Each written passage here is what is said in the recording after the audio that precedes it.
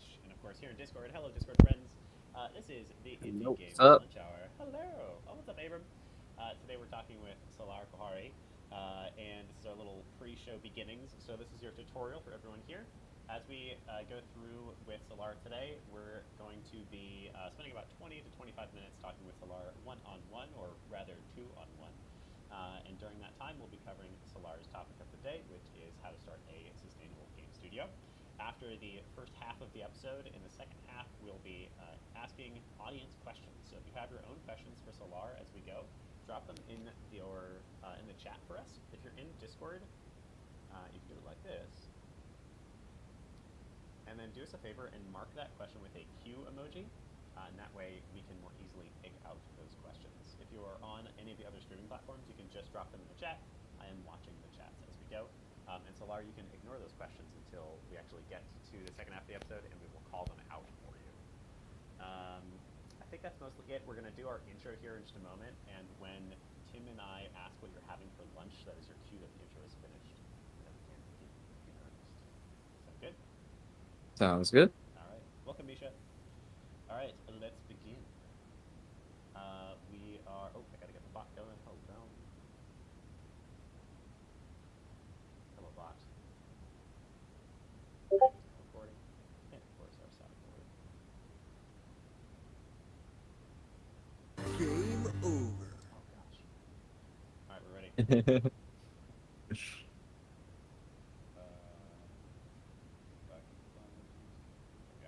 All right. Everybody good? Everybody ready? Shall we begin? Oh yeah. All right. Welcome, indie game adventurers, to the Indie Game Lunch Hour, the best dang game development podcast on the planet. Today we're being joined by Salaar Kohari to talk about how to build a sustainable game studio.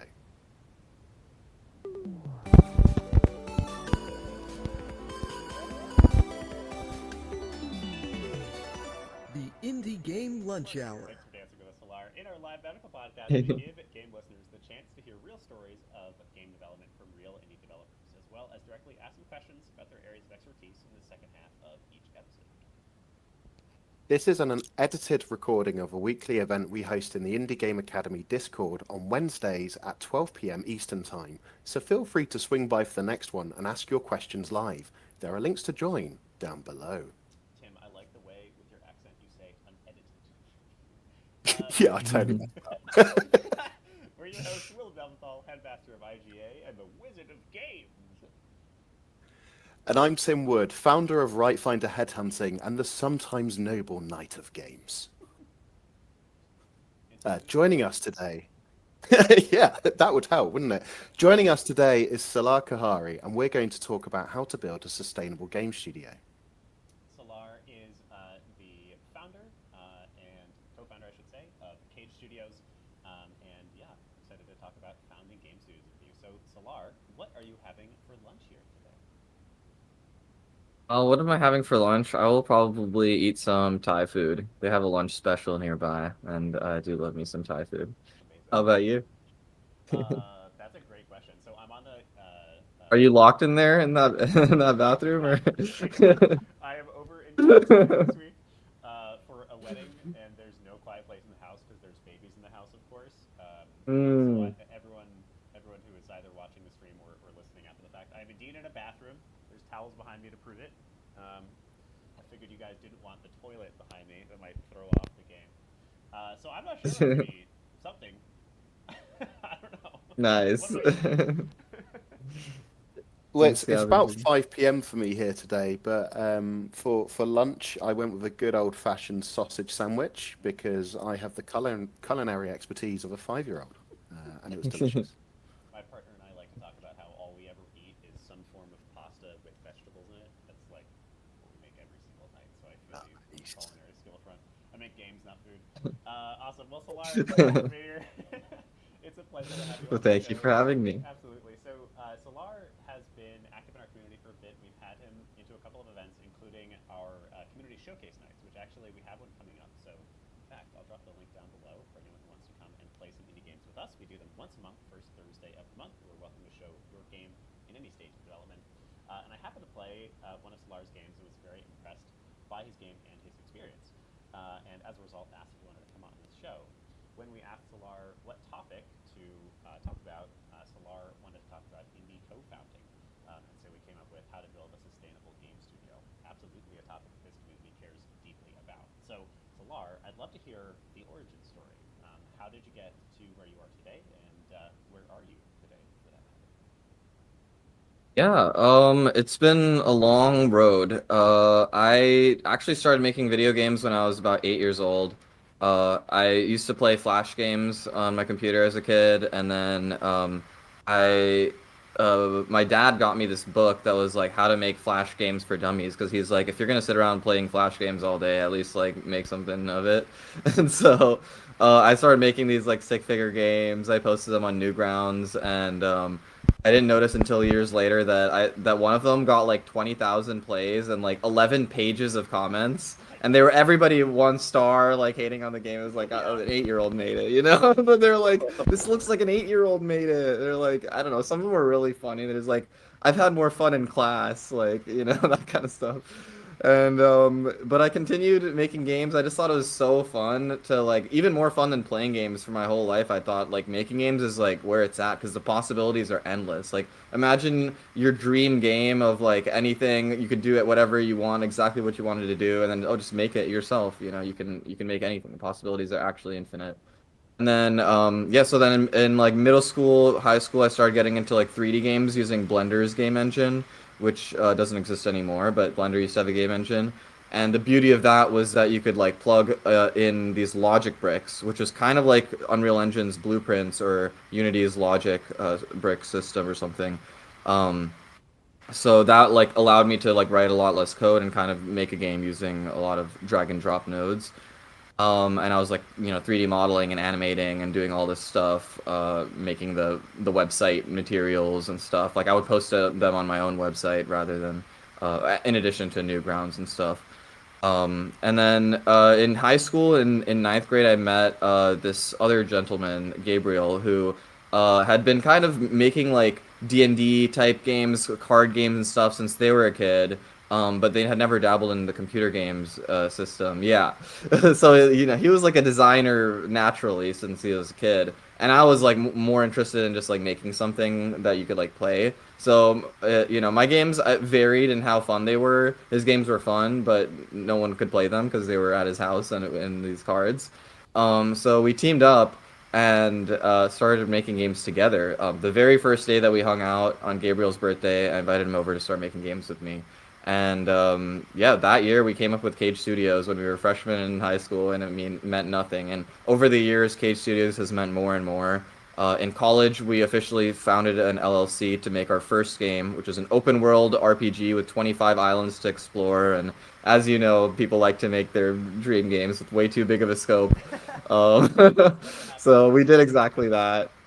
Yeah, multiple endings. Like you got a bunch of companions following you. You had a whole army of pirates, and you name it.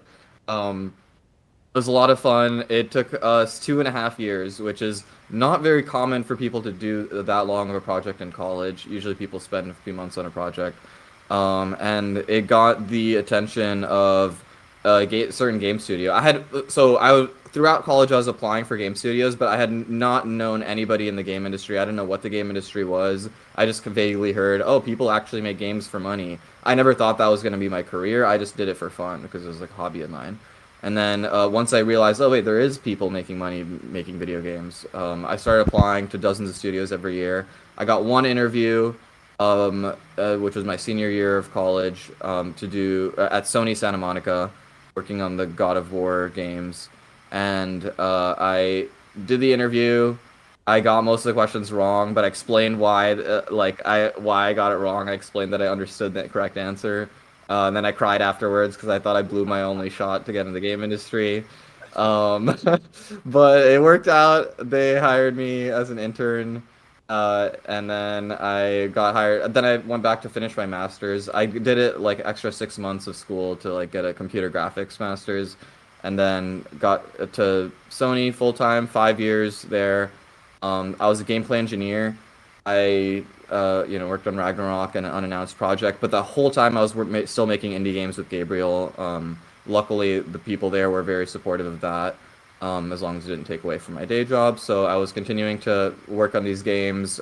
Most notably, Sherwood Extreme was this like at first it was like a free to play co-op crossbow shooter where you do like slow motion backflips as Robin Hood, and you can piggyback ride your friends and they can like shoot from your shoulders and stuff. So it was pretty fun. It got like 150,000 players, that one. So it was quite popular, and then we made a roguelike deck builder, and both of those games I launched after I quit my job in the start of 2024. So 2024, we shipped both of those games and started working on a new project, Gunstoppable, which is the one that I'm mainly focused on today. Amazing. I love there's a lot for people to pull out of this one. I think one of the first things, because so many people here either want to start a studio or want to join a studio, want to work for somebody else. So I love that you wound up founding your way into the industry largely by taking it upon yourself to build and release games, and you did that sort of without the intention of that being how you broke in, but that wound up being the gateway that helped you break in. That's something for everyone to learn here and is easily within your control. That's something I hear a lot, that this industry is so sort of job insecure that it's very difficult to feel like you have control of your job prospects, and I totally get that. But one thing you can always do is launch games. I also just love there's some personal parallels here. My first games were also in Flash. My first game had a lot of players, which is very cool, and most of them thought it was shitty. And then I wound up going with a bunch of other tools after the fact. If anybody remembers Sawblade software, which is somehow a Mac-only game development engine, I'll give you a big hug. I'm actually curious, before I dive deeper into this, Tim, what was your first game? I don't think I've ever asked this.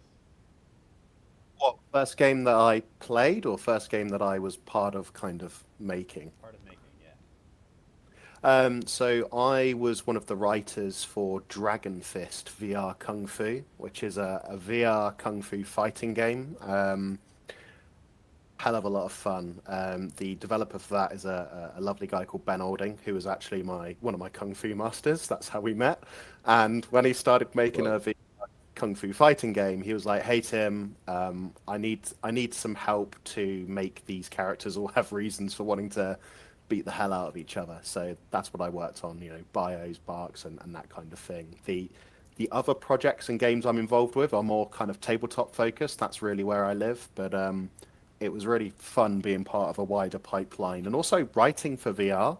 Very different to any kind of writing I've done before. You're looking at word count and is it viewable through the actual VR headset, and where do we show all this text, because I think people will get bored of just picking up books all the time in VR. We had to think of other ways to illustrate the story. So yeah, that was my first game. Maybe there'll be some others, who knows. Beautiful. That is, by the way, Antonio from LinkedIn. I see you, and also I hear that I hear bad. I sound bad. Do I sound better, people? Do I sound better, Tim and Salaar? You sound great to me. Okay. All right. Yeah. I'm using a shitty travel mic, so I'm gonna have to make do for today. I think the other thing that I really love about your story, Salaar, and this relates to the topic of the day, so we can jump in and get started with this, is the fact that you were working on games consistently and that you kept them under one brand. That's something that a lesson that I wish I had learned early on, because I have made so many games all through my childhood. Most of them were just for fun, but I didn't really keep them in any particular location, which means that now most of them are gone. Many of them have disappeared, which is one of the weird eccentricities of being a digital artist. And they didn't create a shared momentum. I didn't wind up building a brand surrounding my games, which is an incredibly potent way for an indie developer to find an audience. To show with one game that you can create something wonderful, to get a couple of people who love that game, to move on to the second game and get a couple more people, and to create that momentum that eventually means you have an actual audience that cares about you, your story, and the games that you create. So that's something that I feel you've done really well here. It's something for everybody to really learn from, which definitely brings us to the topic of today. So you told us that today we would talk about how to build a sustainable game studio. I'd love to hear your intro That's right. to this very challenging topic. Yeah, it's definitely a broad topic and a challenging one. I kind of want to start by saying, like, what is a sustainable game studio, because that can mean a lot of different things. I think that personally, I feel that the most important part of building a sustainable game studio is you have a brand, you're making games constantly and consistently over the course of years. That's what I think the most important part of building sustainable game studio is. I think, other aspects are, oh, will this help me find a job? Is this making money? Like, there's all this other stuff as well, and I will touch on those topics too. But I think the core of it is, if you want to make money, there's plenty of other industries out there that are going to make more money and have more work-life balance and stuff like that. I think just for the love of making games, it's like, how can you consistently do that and be motivated, be supported, have this leading in directions that you like. That's, I think, the important part of building a sustainable game studio. So I'll talk about the different aspects there, the easy parts, the hard parts, the very hard parts, and what that entails. So I'll start with something to get you excited, which is that making games is really fun, and it's easier than ever to get into making games. And if you've seen that meme of like the bell chart where it's like, oh, just make games, and then there's like some crazy complicated stuff in the middle, and in the end it's like just make games. It's kind of like that meme where it's like, it's super easy to like get started, just pick up a game engine, make games. It's that simple. And then you have a bunch of stuff in the middle that is like the mountain that you have to climb to realize at the end that, oh, I just have to keep making games, and that's what it comes down to. But there are some lessons that you learn while you're in that mountain of the bell curve, which is, for example, now I'll get into a couple of the harder lessons. One of them being a sustainable indie game studio means learning things and trying out things always outside of your comfort zone, which means that if you want to be a really good artist, if you want to be a really good programmer, a really good designer, and that's what you're super passionate about, then making an indie game studio is often not for you unless you can find a good group of teammates around you who can support you. But there's definitely more than one hat you'll be wearing no matter what as an indie developer, if not many, if not all, depending on the size of your team and stuff. And that's not something that everybody necessarily is interested in. I think practicing your craft can be within a game. It doesn't have to be within a game. So that's something to keep in mind for like the whole indie studio thing. And I particularly enjoy learning all these new things. I think I have my favorites, I have my least favorites, and I still kind of try to do everything.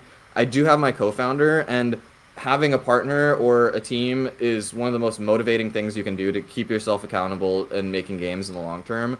I think it's almost impossible to keep it sustainable with that, as a solo developer, unless you're well integrated into a community where you can consistently share your updates and get feedback and stuff like that. Then I think it could be doable. But on your own in isolation, it's super easy for you to be like, oh, I have other things going on, I have work, I have this or that, and not actually hold yourself accountable. But you I really enjoy gameplay engineering, which I didn't even know what it was when I applied for the job. But I think that kind of subject of like implementing the mechanics is the most fun for me. I also am an audio person. I like composing music, making sound design, that kind of thing. I like game designing the games. But then there's stuff like finance, which is kind of boring. There's art, which I'm interested in, but I have very little skill in art and often require help. My co-founder covers some of my weaknesses. He's an extremely talented technical artist, and has like the more artistic, creative brain, and I have kind of more technical background, so we have a good synergy. And another thing is the finance part of it, which is I'm so surprised how little I hear anybody talking about the finances behind indie game studio. And what really it comes down to is how much money am I spending each month? Like, in order for you to do your business just look at your own personal finances. That's what it starts from. How much money am I spending each month? How much money am I making each month? Or rather, how much money am I saving each month? And then you can see, okay, if I work for 3 years, I will have saved up 3 months of living expenses. that would give me 3 months theoretically if I wanted to work on a game to work on that game. And because like I've been full time now for almost 2 years, I was doing this math since college. I just was always interested in the financial freedom, and being able to make my own games was always kind of like my dream. Even though I was working at this dream game studio, I was still thinking in the back of my head, like, okay, I'm saving up this much. Oh, I'll get a bonus if this game comes out. That'll bring me this many months of time. Like, all the savings I was earning was in terms of months. And that's what, the way that I was thinking about it. And that means, as far as financial literacy basics, it's like, look at your bank account every month. That is something that very few people do and is extremely important. Look at your bank account every month, go through your expenses, just see if there's anything that is like, oh wait, I'm being billed for this subscription service I don't use, or I'm paying car insurance for a car that I sold 2 years ago. Like, that kind of stuff happens. I've seen it happen. Like, I've even seen someone like, oh, I'm putting 30% of my income into my 401k. Like, you're supposed to put 3%. Someone was putting 30%. There's like these kinds of things that like, you want to keep checking on that, making sure everything looks normal, and then like saving money. And I usually say once you've saved a couple months of money, then like put it into some investments, or like a high yield savings account. It gives you a bunch of interest on that money. So learn some financial basics. I took a mind-numbingly boring internship personally in the finance world in college, which was again the only person who gave me an interview. But out of that, I took those lessons of, okay, there's money to be made here. I would never want to work in this industry, but for my own personal finances, if I can be smart about it, it can buy me more time to work on my indie games. So that's an underrated part of having a sustainable game studio, and then doing the hard part of learning these extra skills that you might need. But then the easy part is, work with the team, you have fun with it. Hold yourself accountable by just having fun with the things that you're doing. Make sure that you have like a balance of, okay, I'm going to finish this project and I'm having fun with this project. And, if you're not having fun, you're not feeling motivated, either start a new project or try to find the fun in the project that you're working on. And a lot of it is like choosing your task, but a lot of it is just mental, like reframing your brain around the hard parts of a project, because, the second half of the project is always way, way harder than the first half. As far as like mentally and motivation wise and all that, especially if you have a day job and stuff, it's hard to motivate yourself to finish. So like you want to set a limit. Okay, either I'm going to be done after this time, or I'm going to be done after this feature, if you tend to keep adding features to your game, and like kind of like set a limit for yourself so you can move on and start fresh again with something new. I am now in the philosophy that releasing more and more games faster is the best way to go about it.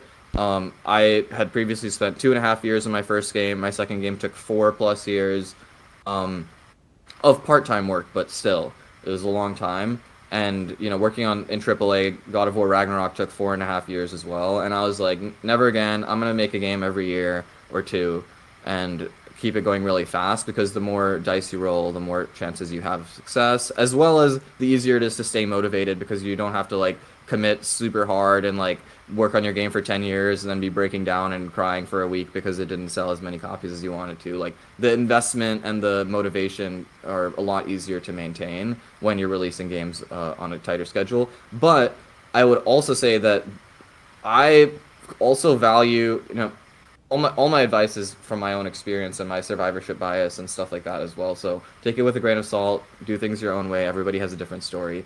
But I do think that it's kind of undervalued to work on games longer as well.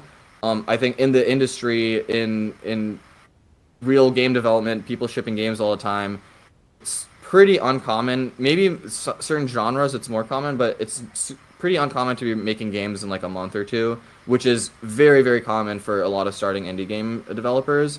And I think that it can be really fun to be able to make a bigger game, as well as like having to go back to the designs, the code, the whatever you created in the start, and revisit that and be like, what idiot made this? Oh wait, it was me. Like, that kind of realization is such a common one in game development. And then like reworking those old things you made so long ago, and the designs, the code, whatever it is, into something new as you're developing, getting a clear vision of the project. That stuff only happens over the course of like 6+ months, and it has a lot of value to it. So if you can like keep yourself like, okay, let me take on something a little bit more ambitious. It doesn't have to be an MMORPG or an open world game, but like I saw you had a good tier list for that. But something that's like a little bit harder than just a 2D platformer, something that you can like, okay, this game I know is going to take me a bit. I know I can do something more with that, something special, and maybe I have these other couple people who are interested in working on that with me. Set weekly goals for yourself. Okay, this week I'm going to do this week I'm going to do that. Hold yourself accountable to how many hours, even if it's just like 5 hours a week because you have a full-time job. That's enough. That's consistent progress is better than no progress, or is better than doing a ton of progress one week and then burning yourself out. So make consistent progress towards a bigger goal and try to release a bigger game, I think is also underrated. So there's a sweet spot in there of like how long you want to spend on a single game. That's a lot of the lessons that I've learned in the process. I'm sure I will come up with some more as these questions are sparking my memory. I love it, and I love that you've had Cage Studios kind of from your very start in games, and it's grown and adapted and evolved with you. One question I do have. You're talking about releasing a game kind of once a year, and you've gone through what every game developer and creative goes through, where your first ever project was massive in scale because you're making your dream game in that moment. So what's your framework now for deciding what kind of game project and scope is feasible versus what could potentially get you lost in the marshes a bit? You know, can you walk us through your process there?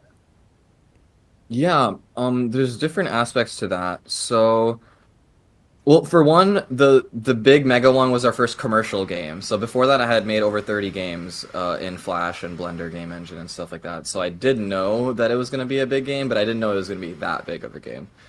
I think the first step is deciding the genre of your game, and that determines a lot of the scope. I would say anything multiplayer is going to take twice as long as you think if it's your first multiplayer game. Like, take how long you think the game's going to take. Oh, I can make this game in 6 months. Double it, and then you're looking at a multiplayer game. So I would discourage people from doing multiplayer their first time around. Besides that, I think open world games are very difficult. Anything with like that relies on a skill set that is not your own is difficult. So open world RPG actually is not that hard to make if you are a very fast artist and writer. Because I'm a programmer designer, that was like very difficult for me because it's like you need so much art to fill out this world, you need so much writing, and I got help from some friends with the writing, but that's like a big thing. So depending on something that matches your own skill set too. And then I would say like fighting games. If you're a good animator, I think easy peasy, do a fighting game. If you're not a great animator and a quick animator, then a fighting game is almost impossible because it relies so much on the animation fidelity and stuff like that. So for me, because I'm a quick programmer, quick designer, I was like, okay, I'm looking at the genres out there, and like I'm like, okay, roguelite games are very systems heavy, very replayable, and I can go very far with the design and the programming tech for it. And then I was also looking that like our last game was a third-person shooter. This Gunstoppable is a first-person shooter. Oh, I don't have to do any animations for the main character who's doing all this parkour stuff. Okay, that's gonna save me a lot of time. So. And it fit with the genre of like boomer shooter kind of thing. So I was like, okay, first person roguelite, this is perfectly up my alley for what I'm able to achieve. I still have to design levels and make content and characters, and I still have to do animation and art and all that good stuff, but it's less than it would have been in a different genre. And then beyond that, as far as like, I'm talking about like limiting my scope and making that manageable kind of for myself, right? I would say I pretty much try to piece together the features that I'm going to need pretty early on in the prototype. So in the first month, I have a pretty clear vision of the game. I'm like, okay, these are going to be all the core mechanics. This is how we can scale the content. And scaling the content, I think, is important because then it's kind of like, depending on the pace that things are going to go at, which you don't really know, you can like add more or less to the game. So it's like, okay, we have these 5 weapons, these 5 attachments in our roguelite FPS. We have this like infinite tower of the same level, and okay, the game's fun. We know that, we proved that out. But it's like, okay, now we know we can add more levels, we can add more weapons, we can add more attachments, and the game can be even more fun. And eventually we'll continue adding features because that just happens. Oh, actually the game would be really cool with the leveling up system. Oh, actually the game would be really cool with this or that. And that's completely fine. The way I analyze that, which is actually a really interesting topic, is something that we call like the RIT test, which I think we just made it up. Risk, impact, time, and testing is the 4 metrics. So we put a spreadsheet of all the features. Like every few months, these features are piling up in our brains. Like, oh, this would be cool, but not yet. I have to do this other thing. Oh, this would be cool too. And then like once a month or something, I'll be like, okay, I have a list of 10 features that would be really cool in the game. We can't do them all. Let's put them in this RITT schedule and or spreadsheet, and then we say, okay, what's the risk of implementing this feature? How risky is it for the design of the game, as well as like, is it going to break things if we implement it? Is it going to make the game completely different from what we want? What's the impact? It's like, oh, this feature would completely change the game, or oh, that would make it look cool, a little bit cooler, like type thing. And each thing we're ranking like 1 to 5. Time, how long is this going to take to implement? And testing, how much testing is this going to need to like after we've implemented it? Which I think is kind of different from the time because it's like a specific type of skill set as well. But you could lump in the time and testing together potentially. We've done that before too. But risk, impact, time, and sometimes testing. And then you can like kind of compare just a flat out score result at the end. Oh, this one has the highest number. That means that for the risk, the impact, the time, and all, that's the most worth it for us to spend our time and energy on. And then we're like, okay, so if these are the top 2 ranked in our test, do we have time to implement them? How do we fit those on the schedule? And we try to like have this schedule of like, oh, we want to launch on this date, but so working backwards, okay, do we have time to do that? I think we still left us a few months to work on these miscellaneous features, so we're good because we've done this before. But you know, you might have to push back your schedule if you didn't think about it and you think it's going to have enough impact and stuff. So there'll be like little things that have a big impact that we go to put in the game, and then little things that have less impact or bigger things that have less impact that we're like, that's not going to be worth it to work on. So it's definitely flexible, adaptable, incremental, based on playtest feedback a lot of the time. Oh, everyone's saying this thing. I think I came up with a feature idea that will help solve this problem, and then we put that in a spreadsheet along with the other ideas.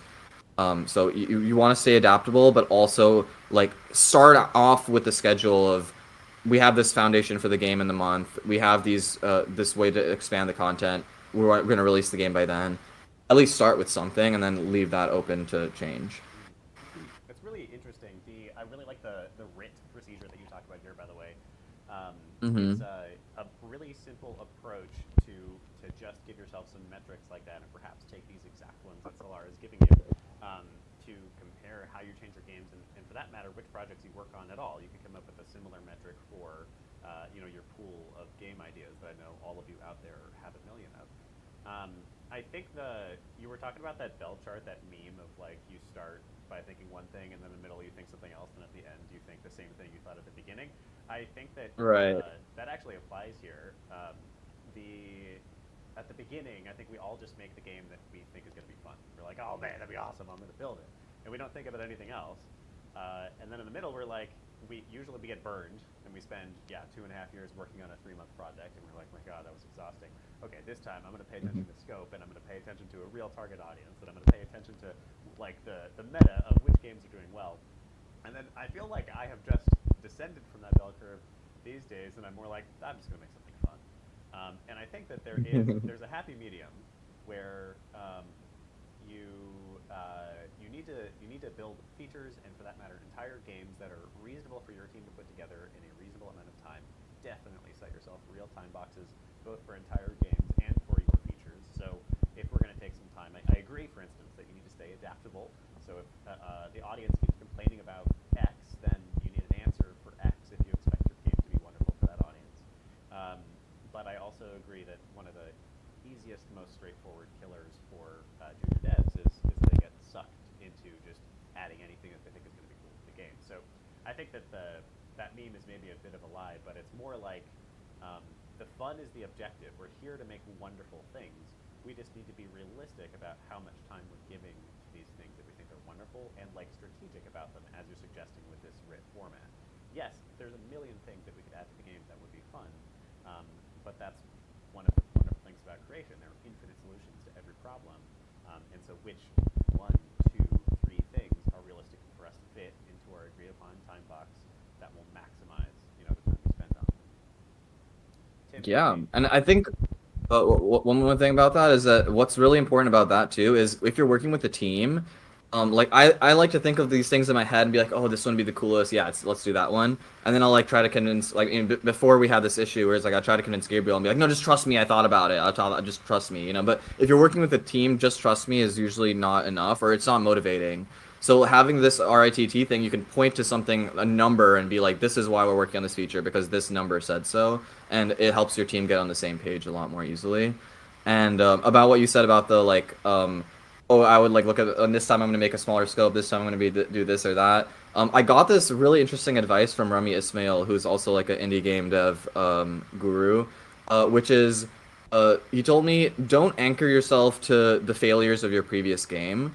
For example, like in our case, we were making Sherwood Extreme, and we're like, oh, the levels were such a pain. We ended up making a level designer and a level editor and stuff, but it was like so much. Next game, we're gonna just make it one level and have it be like changing level or whatever. And he's like, okay, interesting, but are you doing that because you think that's gonna make the game more fun, or are you doing that because that was a thing that you just didn't like doing in your last game? Because you don't want to just change your game based on what you didn't enjoy doing or what failed in your last game. That's not how you can continue to come up with brilliant game ideas. You know what? I need to take over for one hot second. So I worked. Maybe I shouldn't say names. I worked on a Sims competitor, where a huge part of our North Star was do things that the Sims didn't do, or the opposite, do things because the Sims did these things poorly, like do the opposite of them. And the game didn't launch.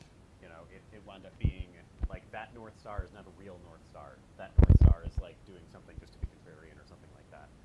And by the way, this RIT framework is great for having a little of that analytical comparison, but having some qualitative design language. So here is what we're trying to create is extremely powerful for these moments too. If you all agree you're trying to make like a dark, depressing game, like you've agreed that's the theme, this game is about being dark and depressing, then it's really easy to compare features as well. Because like, well, why would we do that feature? That sounds way too fun. We're trying to make a game that just makes people sad, man. Let's do this instead. Yeah, always have your pillars set in the beginning so that you can also refer to those as far as do they fit the theme of the game, the pillars. 100%. I also need to give you all a little bit of a joke. Joseph from LinkedIn says, risk impact time and testing question mark. As a QA, I want that on a t-shirt. So maybe you should maybe you should start There you go. You could start a blog, rules You're is hired. writ. the rules. Written. Hey, Tim, you have Gotta start making merch. Yeah. Yeah, so this is kind of delving more into your process now. And thank you for walking us through the kind of your framework on decision making. But you've obviously had exposure to huge, large scale production in your time at Santa Monica. Are there any practices from AAA game development that you actively avoid? And which ones do you intentionally kind of embody into your game development process? That's a good question. I would say, let me start with the ones that I have adopted, and then maybe that'll process of elimination me to the ones that I have let behind. I think production, Santa Monica Studio is actually one of the better studios when it came to production practices, and I learned a lot about being a good producer.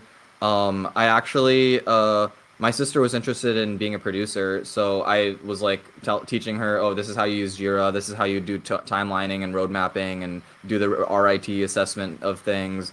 And she went on to be a producer at like Call of Duty and these like AAA studios and stuff after that, and left me in the dust. But I think that like the production practices were hugely important for like the scoping and figuring out the time estimates and holding ourselves accountable to schedules and checking in, stand-ups, all that kind of stuff. That was something that was really important to take away. Obviously, my skills were getting better in different areas, working with all these different types of people. I think the hierarchy is something that I definitely left behind, and if I had a bigger team, I would have still left it behind. I think that as much as I super loved having these amazing mentors and leads, and I have nothing bad to say about Santa Monica Studio, for the record, amazing place. I think that for our team, our studio, having to get ideas approved by other people was just like not great for motivation or our efficiency and speed and stuff. Like I kind of we give each other permission, me and Gabriel. Like, oh, if you have a cool idea and you want to spend time working on it, do that. Like just go for it. Whereas like in a AAA studio, when you're in the middle of production, you're not going to be prototyping a new feature and being like, "Hey, boss, check this out." Like that doesn't really happen as much. But we give ourselves permission to do that. Oh, if I just want to add a jetpack thing to this, oh, I came up with a cool boss fight. I'm just going to do that today. Like we give ourselves permission to be like more flexible and adaptable, and just on a daily basis do something.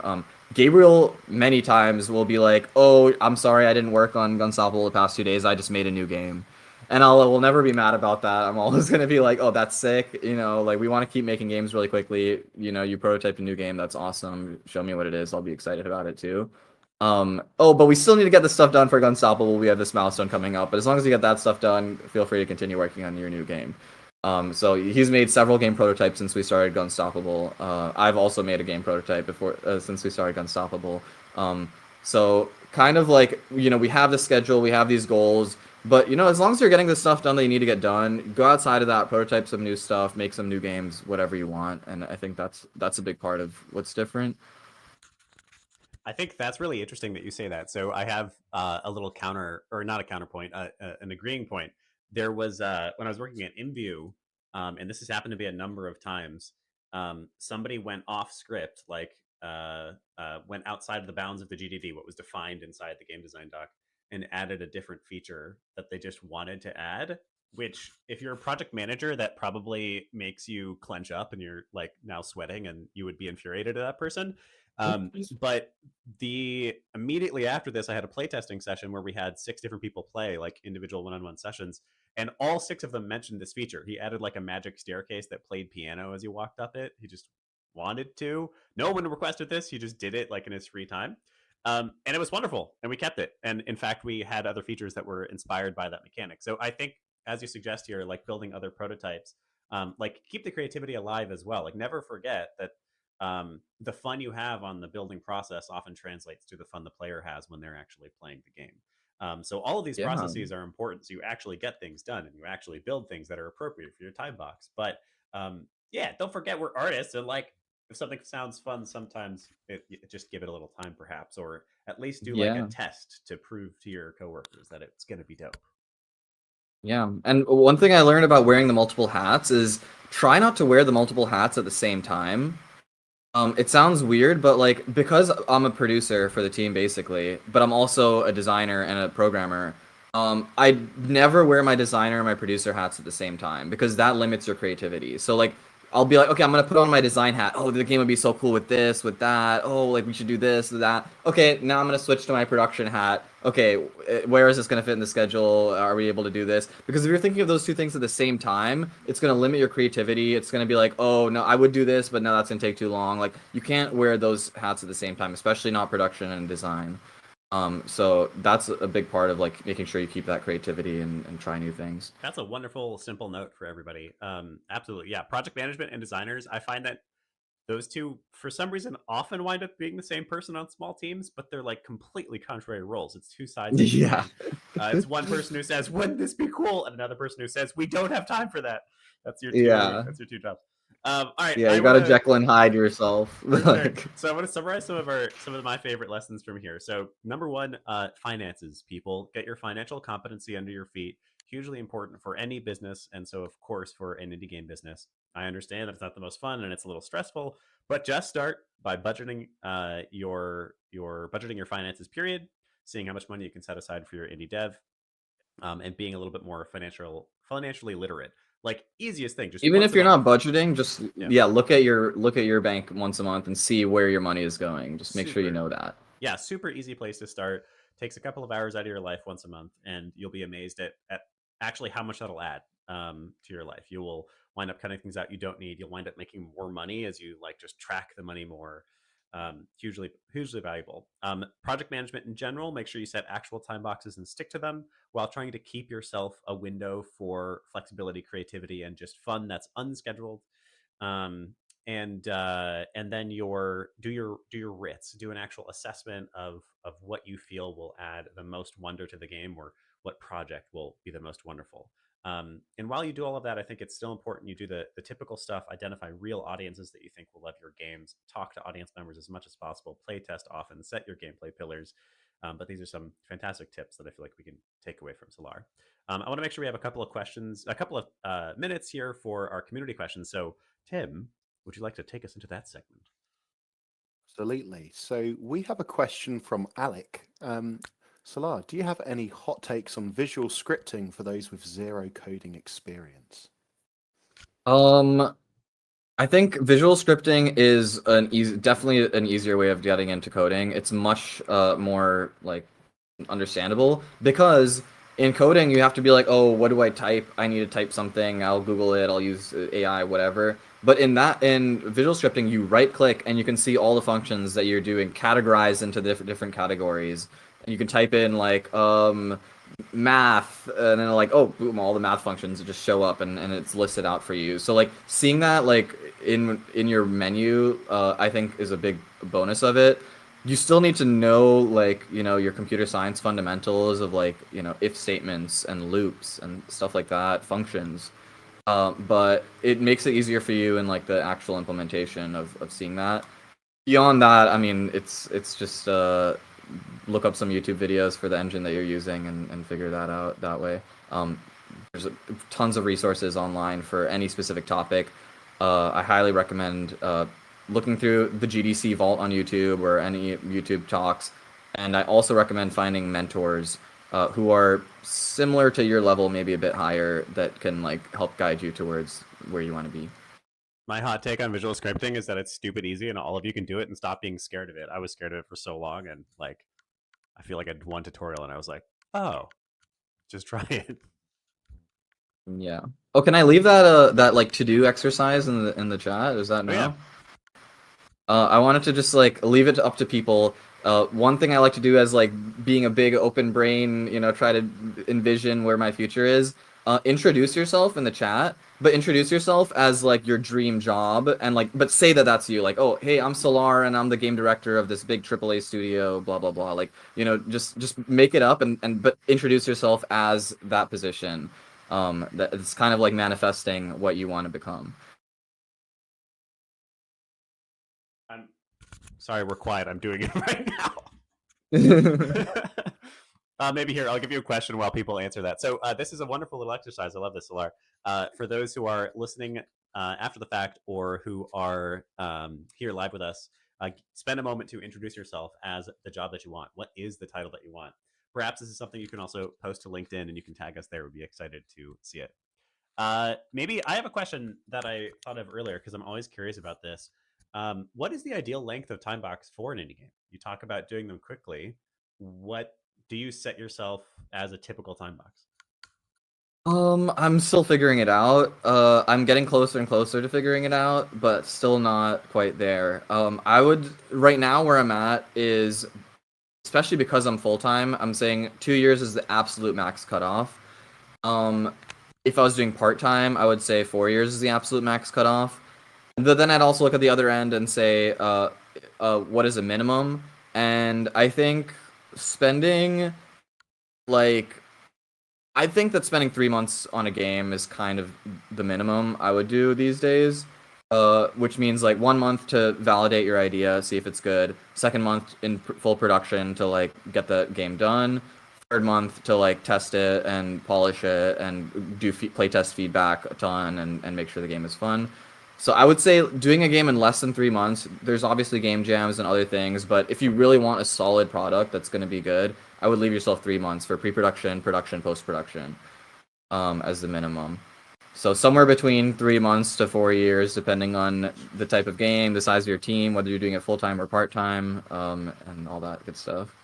Yeah, I think it is always a tough question, and I think that's a very wide amount of time. I think it comes down to the game, and it comes down to what you can actually build. Whatever you build, so there's so many different aspects that come into game development and whether or not a game will succeed.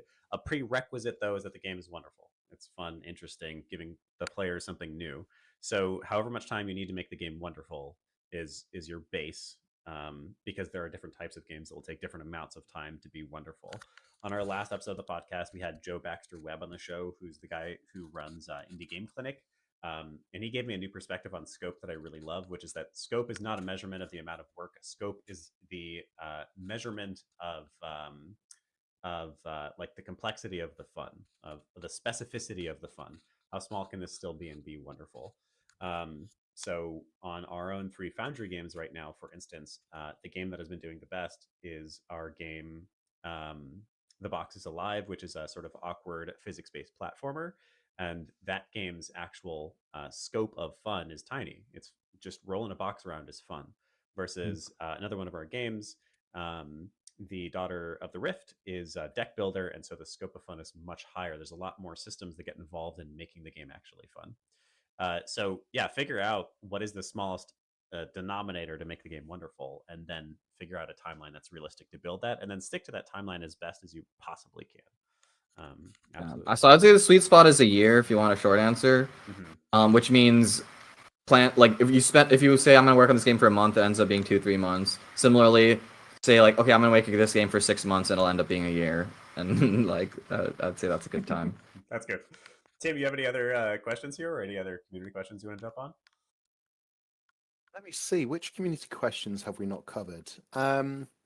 Here's one for you from Alec again. What motivates you to finish under arbitrary deadlines? Oh, what helps me finish under arbitrary deadlines? Having a co-founder to hold ourselves accountable. I think it helps because if I'm feeling unmotivated one week, maybe he'll come up with something cool and show me, oh, check out this cool thing I made. That'll remotivate me and spark something back in me to make something cool myself. Having key milestones along the way, like having I want to make a game in a year, that's not enough. It's got to be like, okay, in the first 2 weeks, I'm gonna have something that I can play. In the first month, I'm gonna have a fully something that is fun. Validate that the game is fun. I'd say 1 month is always the plan for me now. Is like in 1 month, if the game is not fun, then I stop. And having these kind of like deadlines will make you like kind of more motivated because it's not like some big looming thing in the distance, but something very concrete, week to week or maybe 2 weeks. And the hardest deadlines for me to hold myself to are the things that I don't want to do. Probably my least favorite part is making a trailer. It's incredibly complex and difficult and takes so much time, especially if you're making a first-person shooter. Capturing footage for that is not easy.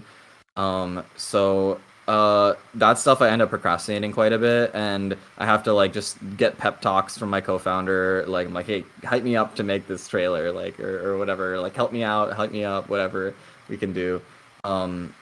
So that's good. And then I think honestly, just keeping yourself healthy is honestly also a big part of holding yourself to those deadlines, because you're not going to have energy to work on your game if you're not sleeping, you're not eating, you're not seeing some sunlight on a daily basis. Like you take care of yourself, practice gratitude, think about how lucky you are to be able to be making video games and spending any time at all being able to do that, whether it's part-time or full-time. It's a big privilege and something that almost no one knows how to do and wish they could do, and you're every kid's hero and all that kind of stuff.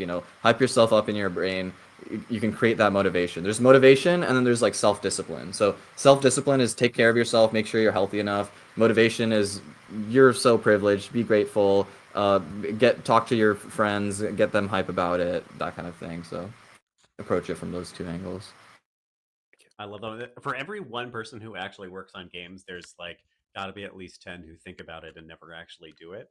So simply the act of pursuing it, even if you never make a dime or you never finish a game, although the second one there is absolutely within your control. That's why we set time boxes. Just build the freaking game and get it out.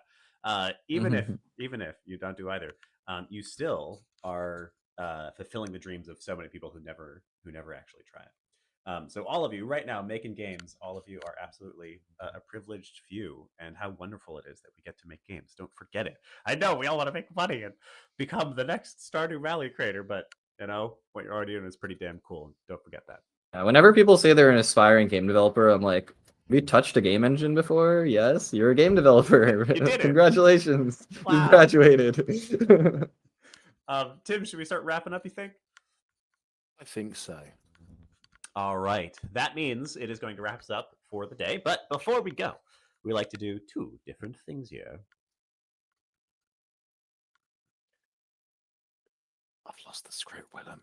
It's the extra credit, Tim. Do you have any extra credit for everyone to do here today, Salaar? Yes, I do. I have some homework for the class. Here is the homework. Find one person who holds a title that you would be interested in having in the next 5 years and message them on LinkedIn or on Discord or something. If you're interested in starting a studio or being a gameplay engineer, you can message me. But find somebody. I think having a mentor is also a huge part of staying motivated and inspired. So find somebody who is kind of like, oh, I wish I could be in their shoes in the next 5 years. Message them and just don't ask for anything. Just say, oh, hey, I admired your work. I'm hoping to get into a similar position. And then if they reply, then you can maybe ask them a single question or something about oh, would you want to chat on a call? Or I was wondering if what you thought of my portfolio, or just one single question. But start with one person, reach out to them, and hopefully that can become a pattern of reaching out to more people in the future. Absolutely. So to repeat that, your extra credit is to find someone who inspires you or who could potentially be a mentor, and just send them a nice friendly message and see what it leads to. One thing on LinkedIn, if you're using that to connect with people and you don't have LinkedIn Premium, I think they've stopped letting you personalize your invites now. So you could just send a Entirely? connect. I think you get I one a day. Or you if I'm get not mistaken. 1 to 5 or something Ugh. like that. It's Yeah, completely but let's do different. one. You still get one. So if you've got your one still for the week, use that. If not, maybe you could drop a comment on a post and build things up that way. Willem, I think it's you next. Oh, yes. Amazing. Yeah, before we go, that is one, actually, before I move on, that is one that all of you should absolutely be doing. It is amazing how much a mentor can mean in your life, and it's amazing how unexpected I feel like most of my mentors were. So it's a great place to start, to just begin talking, and hopefully that turns into something. And as Salaar suggested here, that doesn't mean reach out and go, hi, can you be my mentor? That means just hey, introduce yourself, begin the conversation. And start asking intelligent questions. Something I always Everyone's a encourage. human being. Yeah, It's nothing scary about it. we're all game devs. We're dorks. We like playing games, and we like talking about games, and we like making games. One of my favorite things to suggest to my students is to think about what they're getting out of this relationship. And for a lot of mentors, the main thing they're getting out of it is a smart, interesting person who is excited and listening to what they have to say and asking intelligent questions. That's valuable to a mentor, because it's fun and feels good. All right, before we go, Salaar, do you have anything you'd like to promote, or any last words of wisdom to give us? Keep doing what you're doing. You are doing amazing, and you are very lucky to be in the situation where you can make video games, and you are a game developer. And wishlist Gunstoppable, which is my new game. Hell yeah. I've dropped the Gunstoppable links in the chat, and we will also include it down below for folks if they are listening to the podcast recording after the fact. Support your local indies. We need it desperately in these dark and trying times. So please check out Gunstoppable.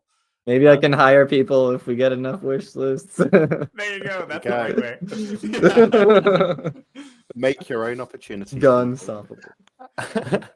Well, thanks so much for joining us today, Salaar. It's been a really fun chat and very Thank insightful. you for having me. And thank you at home who have asked your own questions and for listening to us all talk about various things. Absolutely. It's always such a pleasure to run this podcast. And I feel, if we're talking about being privileged to be game developers, I feel privileged to be able to have this show and run this community. It's amazing to just hang out with all of you. So thank you for giving me this time. And thank you for, of course, being in this episode, Salaar. And to those who asked questions, thanks for Thank being you for here. your work, both of you. Oh, thank you. We will be here again next week, every single Wednesday at 12 p.m. Eastern time. So come and join us. There are links to join the Discord down below. You can come ask your own questions. I think that's it. Tim, any last things? All right. Well, then goodbye, everybody. Back to the void. Back to the void. See you later. Adios. Adios. Game over.